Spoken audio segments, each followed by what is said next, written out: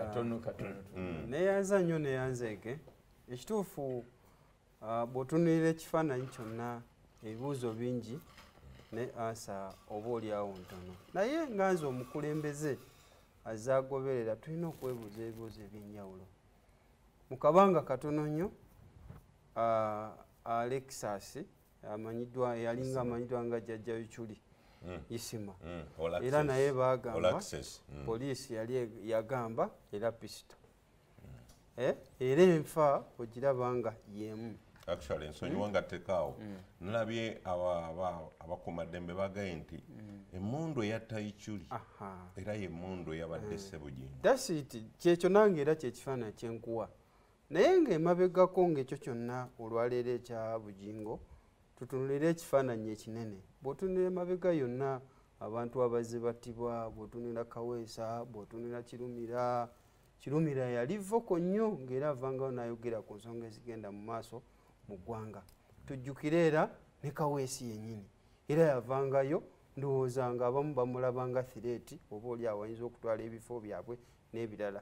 Olwo tutunulire Babiriga tutunulire Meeja Kigundu kakati Jjaja Ichuli olwaleero tunuulira Richard Muwummuza ngeri gye yafuddemu saga yonna.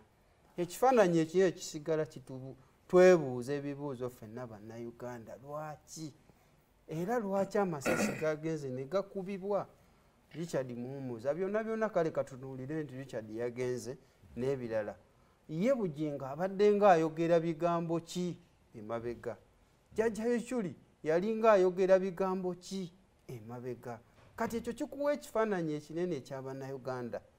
Mwai Museveni akasuwa ke yali yasigaza kakugamba nti bannayuganda beebaka kutulo era mu ggwanga mulimu security. Ekisooka sectors zonna endala zonna zaafa. Ebyenjigiriza babikuba ku ttaka, amalwaliro bagakuba ku ttaka, enguudo bazikuba ku ttaka. Bannayuganda basigadde ku bwani. Olwaleero ndowooza Mwai Museveni gavumenti babulayo kugamba bannayuganda nti buli omu yeerwaneko. Lwaki? Era muganda wange Kisanja mulabye nga jjaye gali mu bukuumi era nange abantu b'Nakaseke banga naye omubaka waffe entambula gy'otambulamu obeera naffe wano ekiro wano buli kimu naye tolinayo yadde ow'akasaali yadde akuba ekikonde ddala oli seefu.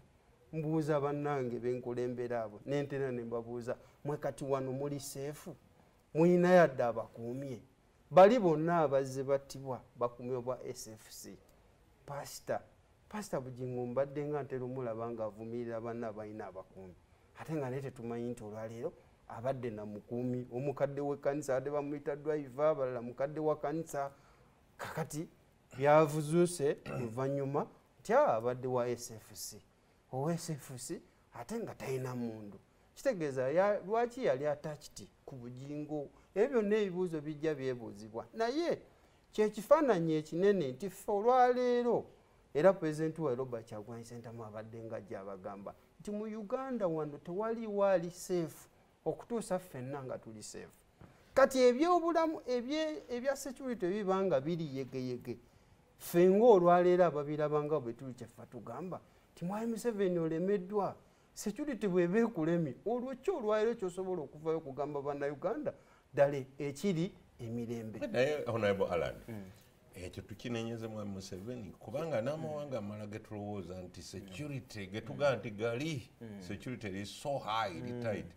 America owulira buli lunaku ebibaayo, Bungereza owulira ebibaayo, mu Bufalansa owulira ebibaayo, Germany owulira ebibaayo. Lwaki tusuubira nti Uganda erina kubeera above the rest of the world? Honorable Kaddu Mukasa, era abantu batera nnyo okuwa analysis eyo nti kiri mu America, kiri mu South Africa, kiri mu mawanga amalala. Neeri gye kiri waliyo gavumenti era ezirina okuteekebwa ku nninga. Ng'olwaleero na wano waliwo olwaleero obukulembeze bwe tugamba obwakwasa obuvunaanyizibwa kati tuzingire emikono emabega nti kubanga kiri e South Africa. In other words otugamba erireme kubeera excuse bali bakole ku nsonga zaabwe za security. Ne gavumenti ziri accountable ng'olwaleero ne wano Mwai Museveni bwali accountable era avunaanyizibwa. Dr. Hilary.